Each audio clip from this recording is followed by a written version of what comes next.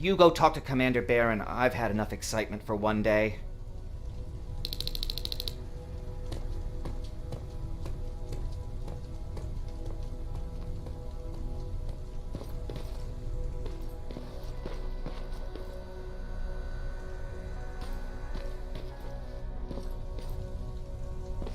Lay still. Don't move. Thanks for getting us out of there, Sergeant.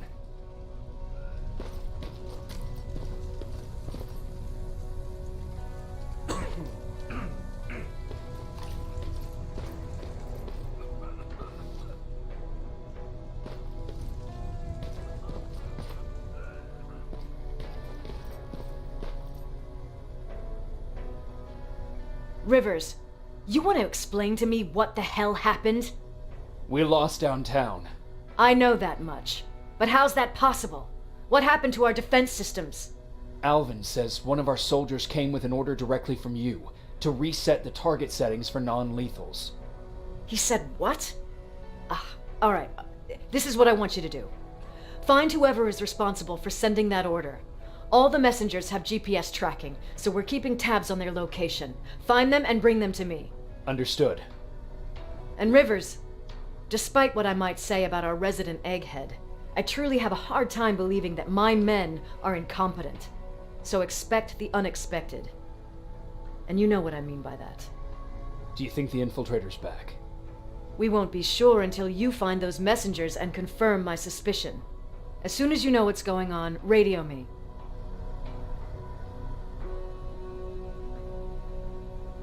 Who's Perry? You mentioned him before. The best soldier I ever fought beside. He was the one who brought me into the Resistance.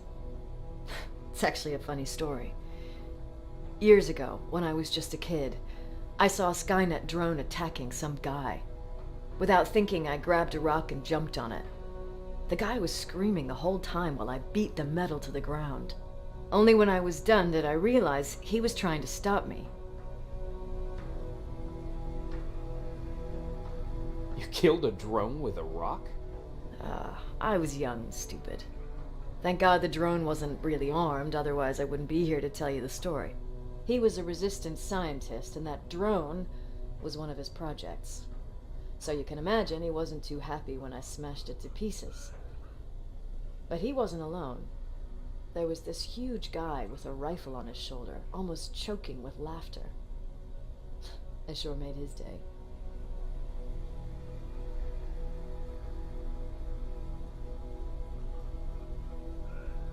That huge guy. Was that Perry? Yes, it was. Commander Perry was in charge of this division before me. That scientist later told me that was the first time he ever heard Perry laugh. Somehow, Perry and I connected. He taught me how to channel my anger and get it under control. He introduced me to Connor, and that's how I got to the 132nd.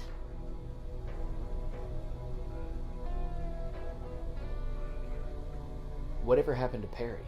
Skynet got hold of our position. We had to leave our shelter. There were a lot of casualties, and he was one of them. He died a soldier. I'd never thought I'd be reminiscing about the day I met them. This may come as a surprise to you, but it was the first metal I ever destroyed.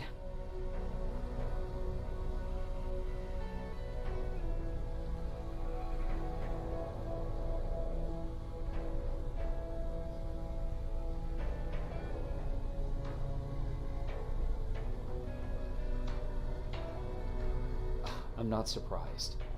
You were still just a kid. That doesn't mean I didn't have a kill count back then. It just consisted of people. But that's a different story. You want me to break radio silence? They have a head start on us. At this point, we can't afford to lose any time.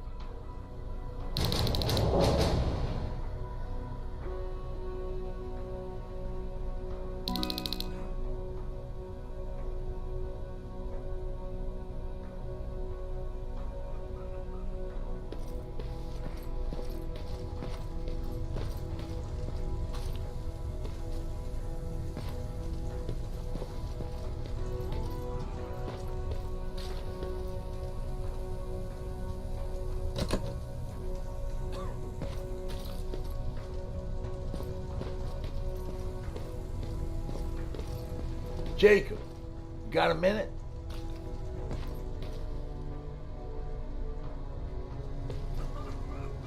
What's up? I know you're busy, but I found something. Something I think you'll like. A tape from back in the day. I want to play it for you, but my boombox is busted, so if you're out there and find one that works, bring it to me, okay?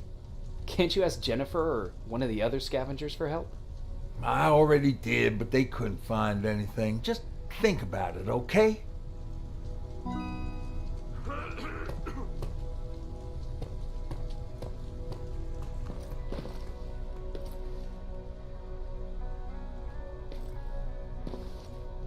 Jacob. How are the wounded doing? The few that came back, they're doing fine. We patched them up, and at this point we're just sitting and waiting. What's in your mind? Ever since you asked me about Peter, I can't stop thinking about him.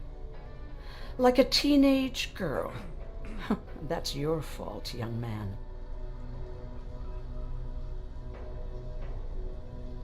Have you tried looking for him? I've looked for him for a while. I went to the place where we said we'd meet if we ever got separated. But he wasn't there. Maybe it's stupid.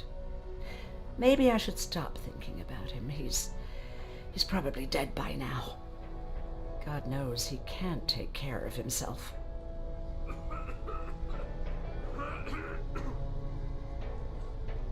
Do you want to find him? Sometimes I think I should drop everything and go. I would get an earful from Baron, but she's nothing I can't handle. Anyway, what I didn't tell you before is that during Judgment Day, I lost a child. Our child. I don't know if it would have happened anyway, but I like to blame the machines for that. I think that Peter felt with Taylor we were given a second chance. God, he's still out there waiting for me, isn't he? Probably sitting in his rocking chair back in our house in Hollywood Hills. Oh, where the hell are you, Peter?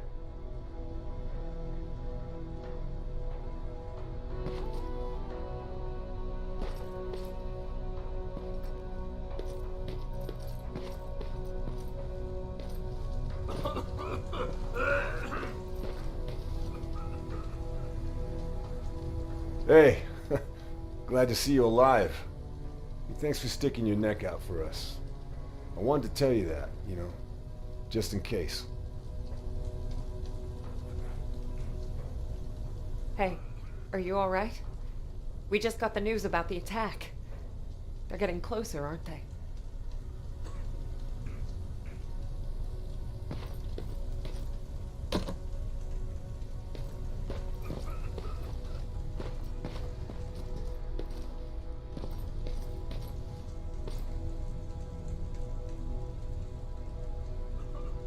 Do you need anything?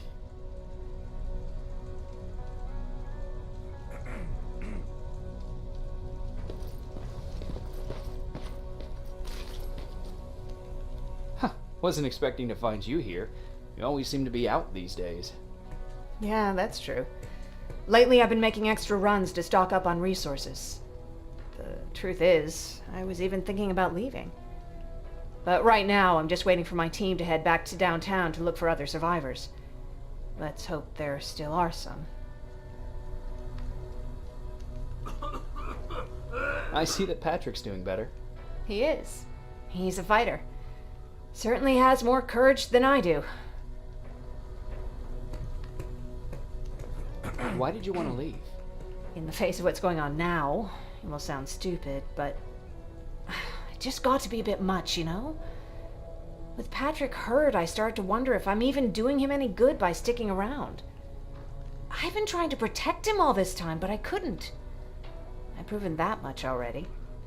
First in Pasadena, then at our hideout. I was thinking that maybe he'd be safer here at the shelter. But don't worry, I changed my mind since. Is there something on your mind? Actually, I have a secret to tell you. You've a fan.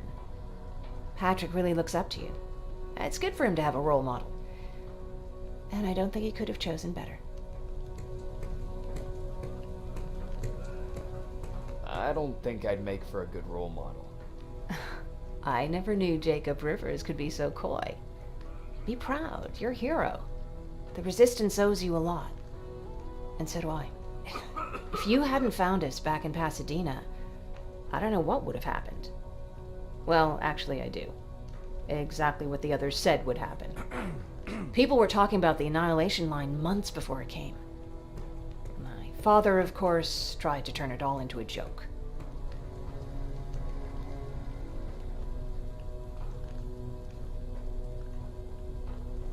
But what did you think about it? I didn't know what to think. Travelers would bring all sorts of gossip with them. But this kept coming back. When Patrick asked me if I was scared, I lied and said that I wasn't. You could feel the mood change at the house. The community my father tried to build started falling apart. Fewer and fewer people were coming by, and if they did, they weren't always friendly. We started to notice things going missing. Little things at first. People got nervous, and with time, it even got to my father.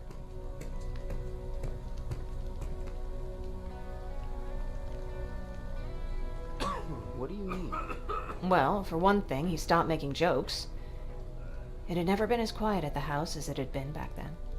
After a while, my father changed the sign from welcome to beware. He put a lock on the door and started carrying a shotgun.